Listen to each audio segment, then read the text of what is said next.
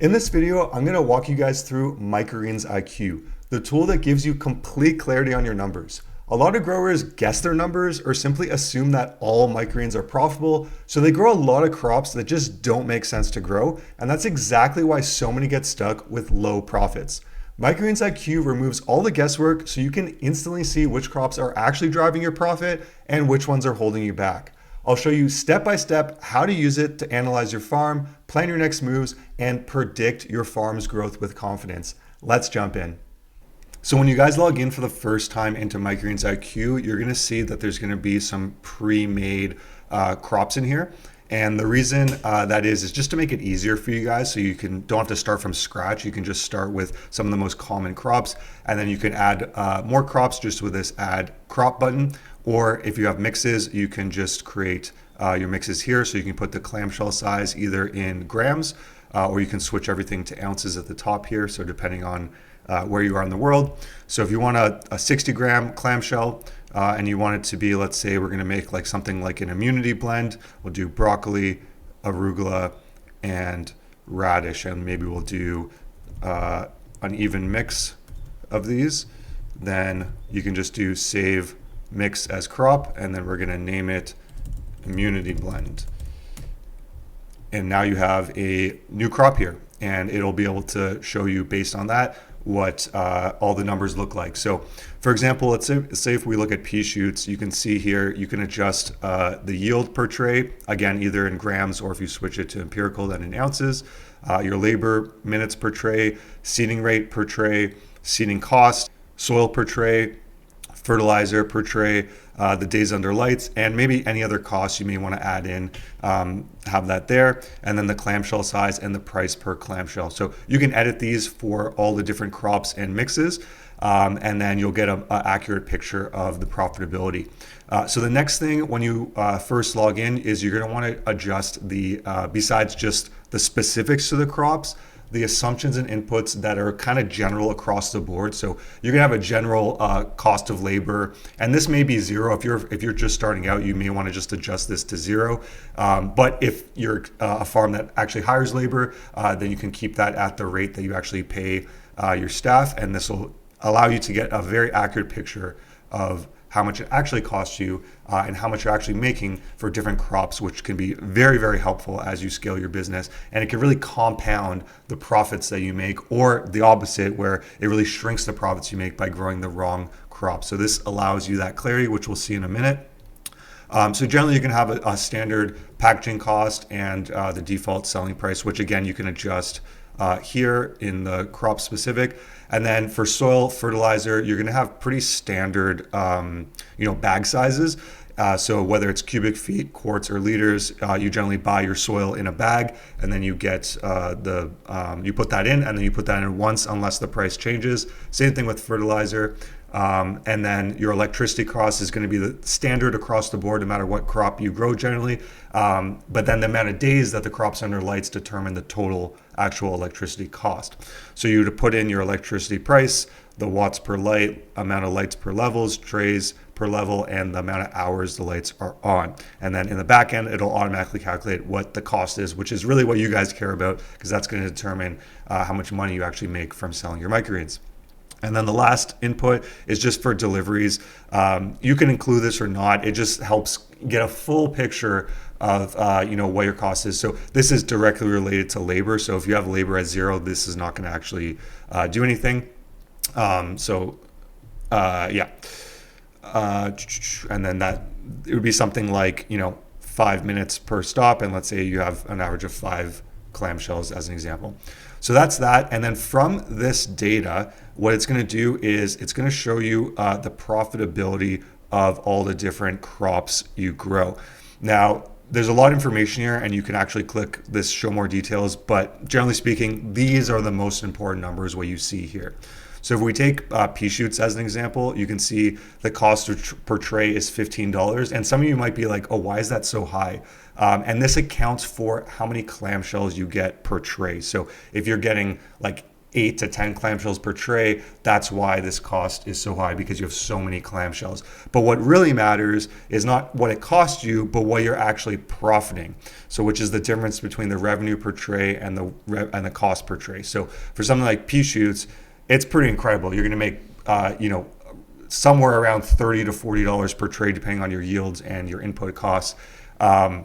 So you can see the difference between something like that, and then you look at a crop like broccoli, it could be a pretty substantial difference between certain crops. So that's where it's really important to understand your numbers, because let's say you have the potential to expand your business, and maybe you can convince more customers or encourage them to get crops like pea shoots, like the crunchy mix, like sunflower, like basil, where the profit per tray is very high. That can make a really big difference on how much money you actually make at the end of the day. So this is a great metric to look at, but I think the best metric on this page to use is the profit per tray per month. And the reason that this is really valuable is you can see for a crop like basil, generally speaking, it's going to be a roughly 2 to 3 week crop. What really matters here is the number of dander lights, because that's how much rack space it's going to take up. So you can see for basil, all of a sudden, a crop like radish becomes more profitable than something like basil on a per month basis, because you only get 2 crops per month of something like basil, and that's pretty optimal. For me, it was 15 days and then about 11 days under lights for a crop like basil, whereas radish, you can get 4 crops a month instead of just 2. So this is in my opinion, the most accurate column here to use for how much money you're actually going to make. So you can see here, again, where you look at a crop like pea shoots and compare it to something like broccoli, you can see it's a pretty substantial difference. So this is where using this data can allow you to make better decisions. And this doesn't necessarily mean you don't grow broccoli, because it's a very, very popular crop and a lot of people will buy tons of it, and it makes sense to grow. Like broccoli for us was one of our most popular products, but we used it not as a way to maximize the amount of money we made per tray per month sort of thing. It was more so it's a popular crop, so it allows us to sell other crops that are more popular, like pea shoots, like crunchy mix, and then we get the average of those profits, which is still very high for pretty much any crop.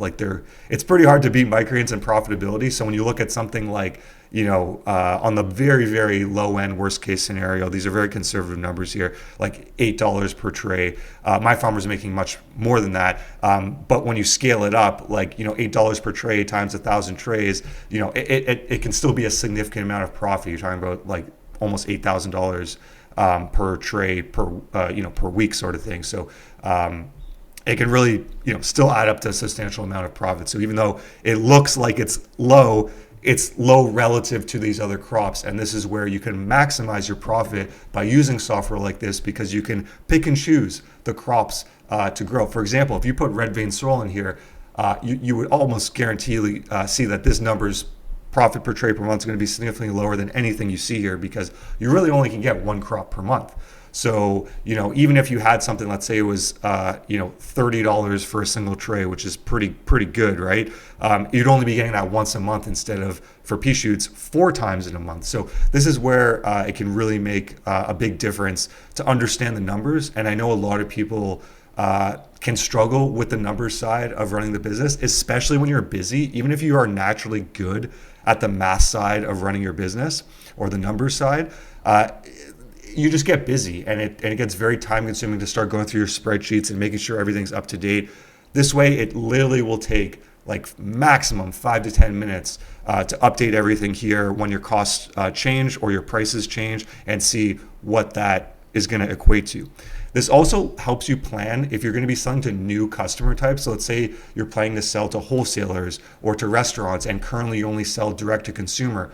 You can add a new crop in here that's like pea shoots for restaurants or pea shoots for distributors, and then put the pricing as what you're going to sell it at, and see how the numbers actually look. Because you may be surprised that some of these price points at wholesalers may not make a whole lot of sense at your scale. Whereas for other farms, because you have the scale, it may make sense. So this allows you to make much better decisions when you're meeting having meetings with distributors or restaurants or grocery stores and trying to get a sense of, does it make sense to work with this customer? This gives you concrete data that you can actually use to make those decisions, which I think is why I was so excited to build this software, because it really empowers the farmer and the grower and the business owner to make better decisions. But to me, that's like gold. Like it's hard to beat that data to be able to make good decisions, because it has such compounding effects for your business.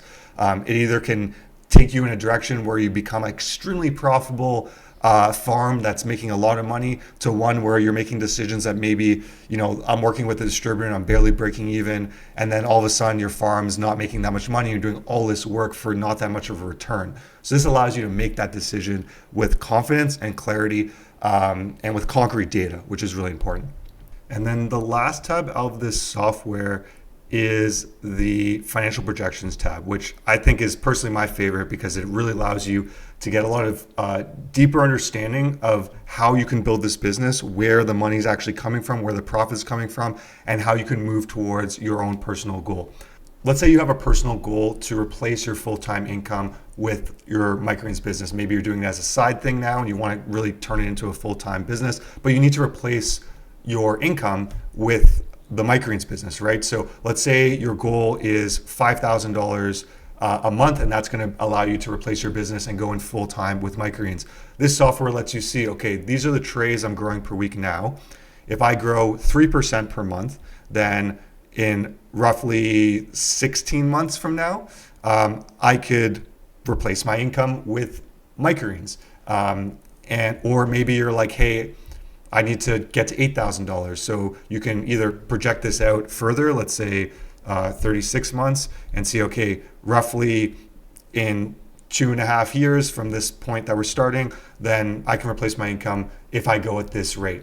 Another option is using the customer growth mode, which I find is a little more concrete because it's actual numbers. So let's say hypothetically you're selling to restaurants and you have an average revenue of $60 per customer per month, which is very low. But let's just say that's what it is, and you get 5 new customers per month. Then that's what you're going to what your trajectory looks like. So if you need to make $5,000 in profit, then roughly a year, just under a year from now, because we have 12 months here, just under a year from now, you can replace your full-time income with microgreens.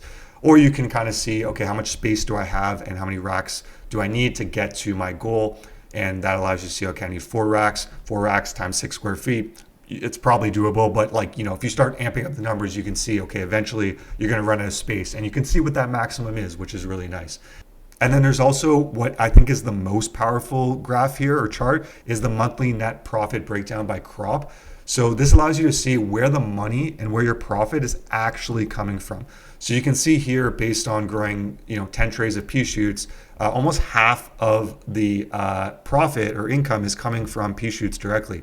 So you can, let's say, amp up the broccoli, and it's a 30 trays, and see you're still making less money from broccoli by growing 30 trays than 10 trays of pea shoots. And this, again, allows you to make better decisions for how you want to scale your farm. And this absolutely does not mean that you don't grow broccoli. It just might mean, okay, when I go and do demos at a grocery store or do a promo, maybe I want to promote pea shoots and crunchy mix and sunflower, these ones that have higher profits, and maybe not necessarily promote something like broccoli where the margins are lower, because my goal is to maximize my income, which may not be for everyone, but at least it gives you the option to understand where the actual money that you're making is coming from. So I think this is really, really powerful. And if you're growing mixes, it makes it really clear to see where that money is coming from. So that's really, really powerful in my opinion. And you can, what's nice is you can play around with this and project out different scenarios. Maybe you want to focus more on pea shoots, so you can amp that up and see what that looks like.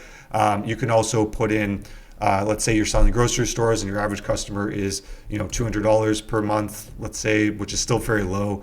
And let's say you only get one new customer a month. You can see what this means for you in terms of racks needed, monthly profit, projected monthly profit, and your monthly net profit, which is the current. This is not projected out. This is what's projected out.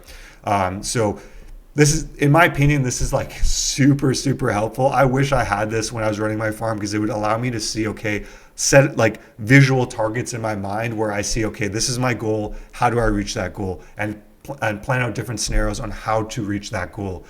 So it makes it a lot more concrete and data driven rather than like pie in the sky. Okay, I want to replace my income with microgreens.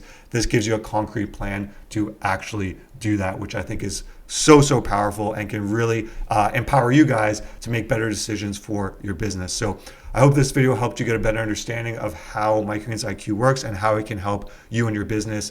So yeah, if you have any questions about the software, feel free to put them in the comments below, and I'm happy to help you guys out. And I'll see you guys in the next video.